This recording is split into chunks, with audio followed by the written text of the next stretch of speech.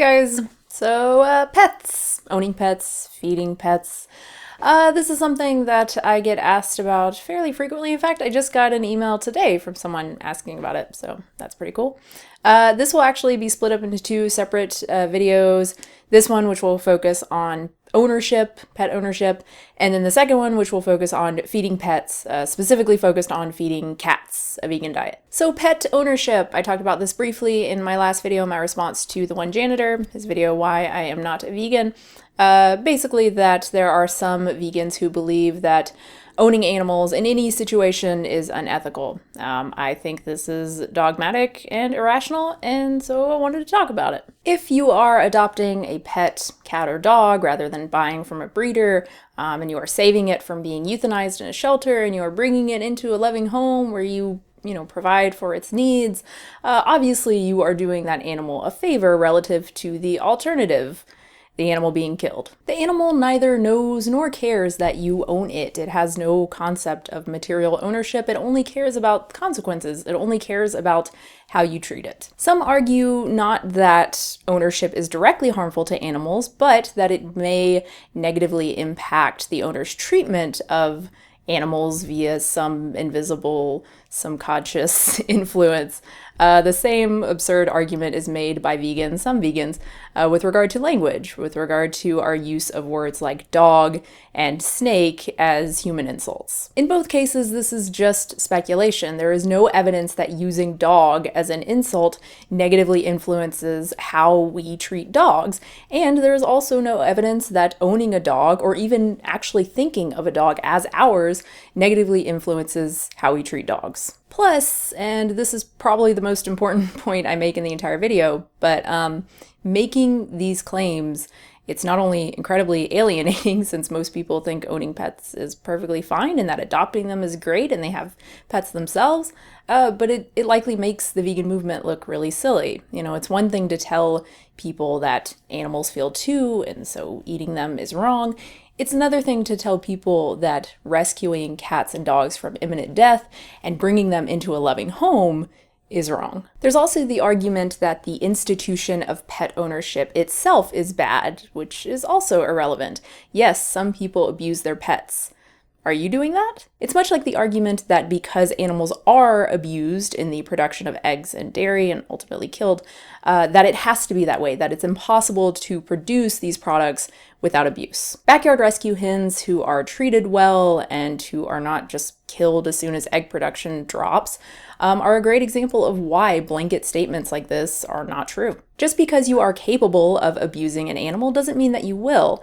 And while you have no control over abuses that occur commercially, having a pet and the level of care that you provide for that pet is something that you do have full control over. It's also important to note that when it comes to animals, ownership is limited. Obviously, in the eyes of the law, adopting a dog is not the same as buying a table or some other inanimate object. You cannot do anything you want with the dog, but I'm pretty sure the government's not going to care what you do with the table as long as you're not hurling it at people. That might be a problem. Certain actions can result in the animal being taken away from you if you are caught, and you even being fined, even put in jail. Unfortunately, the laws are not as strict as many of us would like. People are still able to have their animals killed if they just don't want them anymore, as long as it's done humanely, of course, like with explosives, apparently. Point is, there are bad pet owners and there are good ones, and as long as you are one of the good ones, your participation in the institution of pet ownership is in no way condoning or enabling the behavior of the bad ones. And your refusal to participate is not going to tear down the system of animal ownership or further any kind of liberationist cause. Species and habitat. For this section, I am going to combine two separate but related arguments. The first one being that there is no relevant difference between wild animals and domesticated animals in terms of ownership. So if having one as a pet is unethical, having the other as a pet is unethical as well. And the second one, that owning a pet is unnatural. It's essentially a combination of a very common misunderstanding of speciesism, a misunderstanding that I shared as well, see my video on that here, and the appeal to nature fallacy. So first, equating species. Being against speciesism, anti-speciesism, does not mean blindly asserting that lions and house cats are the same, that whales and goldfish are the same. Just like being against racism doesn't mean ignoring that white people get sunburns more easily, or that black people may be more prone to vitamin D deficiency. To any sensible person, there are obvious differences between a lion and a domesticated tiny house cat that suggests that it would be far more difficult to keep the former, the lion, in an apartment. When you see large cats pacing back and forth in their enclosures in zoos, this is a sign of distress from confinement and boredom. It's really sad. Keeping these animals, keeping a 400-pound wild animal in a house or in a backyard would be even worse. It'd be an existence likely so miserable that euthanasia would be kinder. That's not to say that an animal's natural habitat is necessarily the best option. Many animals can actually do better in human environments than in the wild. So it's not inherently relevant what a lion or any other animal's natural habitat is. What is relevant is whether the animal has its needs met and has an engaging life that's free from inordinate stress and anxiety. Whether that means hunting and playing with a large plastic ball for engagement or living in a naturally large environment, its needs just have to be met. The animal's natural behaviors certainly can give us clues as to what those needs are, but it would be asinine to suggest that the only way those needs can be met is by nature, and it's not something that's borne out in the evidence. The bottom line is that in the case of certain animals, meeting their needs is something that even zoos struggle with. Independent ownership of these large wild animals, or really any wild animals, should be out of the question for the vast majority of us. A domesticated cat or dog is obviously a completely different matter. It's a relationship where their needs can be met by the average person pretty easily with just a little bit of responsibility. We do need to be aware of those needs, obviously, and not enter into pet ownership blindly. It is a big responsibility. And yes, responsibility does mean spaying and neutering. The animal basically wakes up from a nap and has no idea that its sex organs have been removed. A puppy was likely no more invested in the idea of procreating than it is in being allowed to drive a car. Which brings me to my next point: breeding. It's easy to argue that for most common domesticated animals, being a pet is a fairly good deal for them. It's certainly quite a bit better than dying. Given this on its own, it would seem that to exist as a pet would be a good thing rather than to not exist at all. But that's not all there is to life. There are costs, both in terms of opportunity and direct consequences. The simplest and most well-known one is animal shelters, excluding those wonderful people who won't adopt because they want a particular breed. Let's call them pet racists. That's good.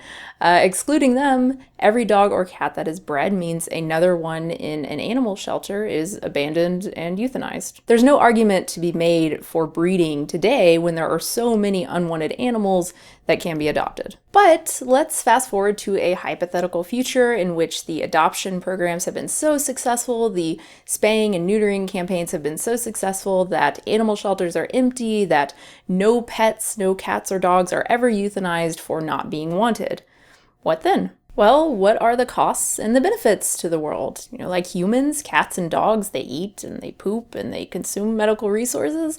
But unlike humans, their contribution to society, it's usually pretty modest. There are exceptions, of course, like police dogs and disability assistance dogs. Companion animals may also help to improve well-being and life expectancy of the sick and elderly if they aren't tripping them, making them break a hip with their crazy, I guess that's more of a cat thing, the crazy kind of swerve in front of you thing that they do. Relationships with pets may also be important in terms of human empathy for animals in general. There is some evidence that people who have pets are more likely to go vegetarian. It's obviously a more nuanced issue. The pros aren't as clearly stacked against the cons. It may be legitimately hard to justify a pet's negative impact based on its positive impact, but it's also pretty hard to justify the claim that it's just bad for the world. Plus, there are some ways that we can help improve the equation by lessening the negative impact. Diet is a significant factor for us in terms of our own negative impact, and it's the same for our pets. The question is, Can they be vegan? And like I said, that will be the follow-up video out very soon. So that's it for this one. Thank you so much for watching. I really hope you enjoyed it. As always, any comments or questions, put them down below. And if you want to subscribe, subscribe. And that's it. Thanks again, and I will have the follow-up very soon. Animals are innocent, don't be speciesist. Never use the name of an animal as an insult for a human. Animals are innocent, don't be speciesist. Never use the name of an animal as an insult for a human.